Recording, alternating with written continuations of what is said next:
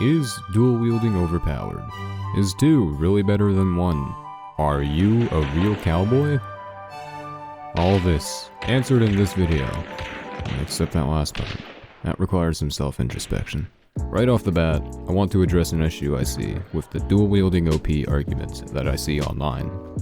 When people say that dual wielding is overpowered, they're talking about the subject too broadly.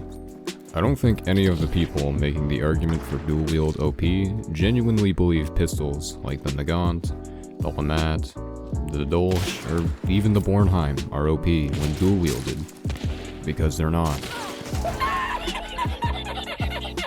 You can argue the effectiveness of each of these weapons, but calling them OP when they're being dual wielded is a flat out lie. In my opinion, they're decent at best and lackluster at worst. So a funny thing happened. Today, Wednesday the 27th of January, the devs did a live stream and went over the upcoming update, 1.7.2. In this update, an across-the-board dual-wield nerf is set to happen. Most of the script was written before these changes were announced, so I'll be addressing them more head-on in the conclusion of this video. When people make the argument for dual-wield being overpowered, they're specifically referring to one weapon, the Caldwell conversion. And while the dual-wield Caldwell conversion is very strong on its own, what makes people claim it's overpowered is a special ammo type, FMJ ammo. FMJ ammo, for those unaware, has the best bullet penetration in the game, even better than long ammo, and it has an increased one-shot headshot range. Combine that with very controllable recoil, solid fire rate, and increased ammo, and you have yourself an absolute unit of a weapon. Now, with those benefits in mind, do I think that dual-wield FMJ conversion pistols are overpowered? No, I don't think they are. Let me explain.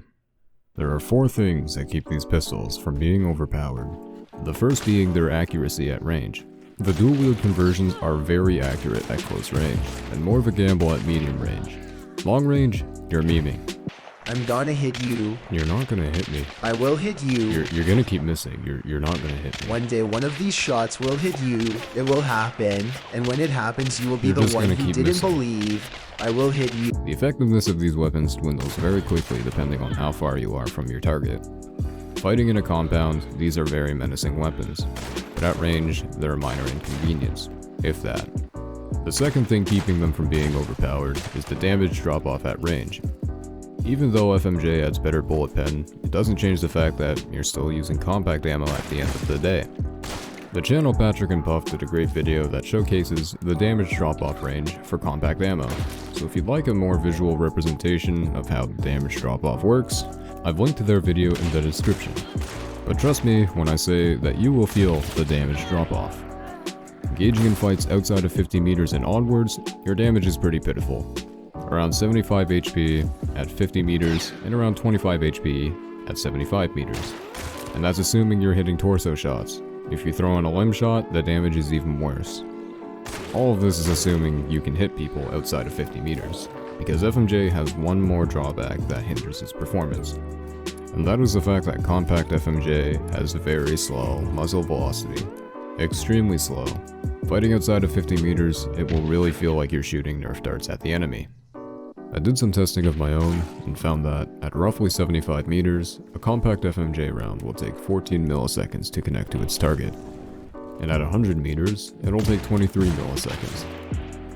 And while this may seem minor, in a gunfight this is huge. It gives plenty of wiggle room for a moving opponent to just scrape by a headshot, or dodge the shot entirely. So overall, not good. While the increased one-shot headshot range states you can one-shot up to 103 meters. I think you'll find it extremely rare to get kills anywhere near that range. And finally, a big factor that I believe keeps them from being overpowered is their size.